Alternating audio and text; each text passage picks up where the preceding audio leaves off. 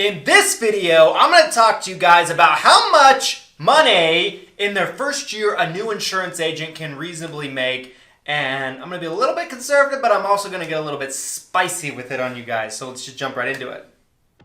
This video is sponsored by none other than Lead Heroes, you guys. Lead Heroes has got you covered when it comes to telemarketed leads and virtual staffing. On the lead side, whether it be Medicare supplement leads, final expense leads, turning 65 leads, they just got something for everybody. They can also actually have you plug in with one of their virtual staff members on the staffing side to where you can pay by the hour for one of their trained and very well vetted staff members to help you out in your business in a virtual assistant format.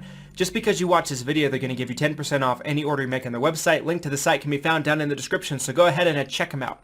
Okay guys, how much money can a new insurance agent make in their first year? I want to talk about two different lines of insurance that I have some experience with. I'm going to talk about Medicare, which I have the most experience with, and then I'm going to talk about life, because that's kind of probably what the majority of the audience is going to be trying to sell on this channel, okay? So let's first talk about Medicare, okay? So I've always told people that if you are going independent, right, and you're going out into the field as an independent,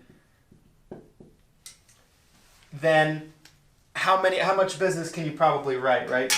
So there are certainly people that come right in, and as a new agent, they'll write 200 apps, 300 apps, things like that, meaning like Medicare supplement plans, Medicare Advantage plans, things like that. But let's just say you come into the business and you write 100 apps. Because a lot of times with new agents, especially with Medicare, Medicare is a much more difficult product to learn because there's a lot of regulation, there's a lot of government rules, there's a lot of ins and outs, different kind of things you need to know. You need to know about networks on Medicare Advantage plans. You need to know about formularies on Medicare Advantage plans. You need to know about scope of appointments and just all these things. So there's a bit more of a learning curve when it comes to Medicare Advantage plans.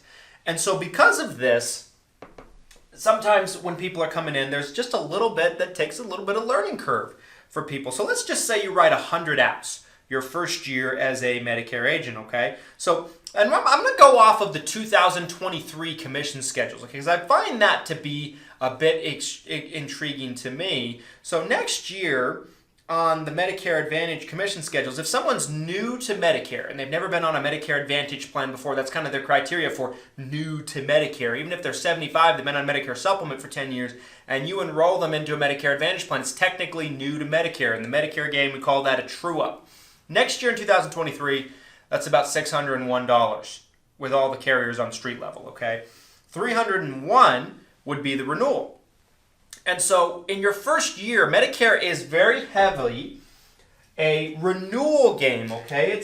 Look at Medicare as a subscription-based business. Well, health insurance is the same way. It's a subscription-based business. It's heavy on the renewals. So look at the Medicare business as Netflix. I'd look more at the life insurance business as a movie theater. You're going to pay much more for a movie ticket. Maybe you pay $15 for a movie ticket, $20 for a movie ticket, something like that. Maybe it's less depending on the movie theater.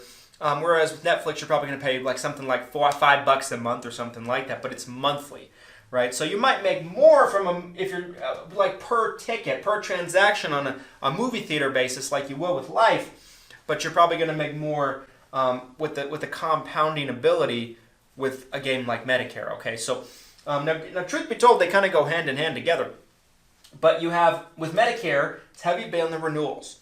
So let's just say, some of your applications are new to Medicare, some aren't. Let's just say your average commission is $350 to be conservative with it, okay? If you write 100 apps, Medicare game, and your average commission is $350 as an independent agent, you're looking at about $35,000, okay? $35,000. So that's what you'd make in the Medicare game if you write 100 apps, right? And 100 apps is good. 100 apps is good for your first year. Now, somebody might say, well, that's not so much, right? Like, that's not so much money. Here's the thing you got to be thinking about with that, okay? You write 100 apps in the Medicare game with a $301 yearly renewal, and they'll pay that out monthly, of course, right? You have, in the second year of that policy, assuming all your policies stay on the books, you might have one or two fall off, you'll have $2,500 a month in renewals the following year. So let's say this upcoming AEP, right? You write 100 apps. and you get 35 grand. You get that in January, let's say. Let's say you start from scratch, you write 100 apps, you get 35 grand in January because that's for that entire year. It's for the year of 2023. 2024, January, the second year of the policy, assuming that the person has stayed on the books throughout that time, you then start getting monthly renewals. So then you're looking at $2,500 a month with Medicare. That's why Medicare has a compounding effect, right? And then you just kind of build on it. You do another 100, right? All of a sudden the year after that, it's $5,000 a month. 7, 9, 11, 13, and you see how this kind of compounds as you go. But the first year, it's pretty realistic to expect, I would say, for a new agent, and that's if they come in and do well, they're going to make 30, 40, 50 grand a year the first year. There's very, very, very few people that I know in the business that made $100,000 their very first year selling Medicare. Not that it's saying it can't be done, but there's very few that have done it. I didn't do it. To be transparent with you guys. So that's what I think is a reasonable expectation for a new agent to make when they're selling Medicare. Now let's talk about life. Life is a different animal altogether. So a lot of times you're going to be looking at, let's say you're selling final expense, and you're looking at a street level commission of 105 to 115% of the premium that the client is paying for the final expense policy. So I always look at life insurance and final expense in particular as the big home run commission, right? You're going to knock it out of the park. You make a lot of money. What you have on the Medicare side that you don't have as much on the life insurance side is, I'd say, 90 to 95% persistency. On the final expense side, I think you're probably looking at 60 to 80% persistency. So you have a lot more cancellations in the first year. A lot of times you're looking at 105, 115% up front for the year. So you make a lot of money. So let's say you sell a final expense policy and it's $50 a month, right? And you are looking at a situation where you're at 115, let's say, percent, right? 115 would mean you're at, and it's a $50 a month policy, you're on a 12-month advance, you're looking at a $690 commission right off the bat on a $50 policy. That's not so bad. Now with final expense in life, it's far less on the renewal side. So you get more money up front, but you have a much lower renewal, right? 2, 3, maybe at the most 5% renewal in the second year of the policy, and that's if they pay a renewal at all. It just depends on the product, the company, all that stuff, but it's far less on the renewal side. It's more about that big upfront first year commission on the life insurance final expense side. But it's far easier to make 100 grand a year selling life insurance than it is selling Medicare, at least right off the bat. Now, Medicare is easier long term because it's compounding. It's much more compounding because it's renewal focused, okay? But let's say you're looking at $100,000, and in our example, let's say you made $690 for the year, for the first year, for that policy on a $50 a month final expense policy, okay? So that's the example that we're using. If that's a situation and that's the case, you'd have to sell about 144, 145 policies, right? 144, 145 final expense policies in order to pull this off, okay? How many a week is that? Okay, so let's break that down by month. That's about 12 final expense sales a month, and this is if you have no chargebacks, which that's not going to happen with final expense. Final expense are chargeback heavy. I don't give a damn what anybody says. This is true. So you're looking at 12, which means you're looking at about 3 sales a week. When you break it down like that, it's far easier in your first year to make 100 grand a year with final expense or life insurance. This is the example we used here is final expense. Term life, other types of insurance have lower commissions than final expense does.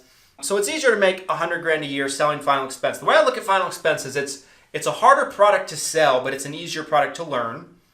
And on the Medicare side, it's more difficult to learn. There's more to learn, but once you got it down, it's a very easy product to sell because people have to have it.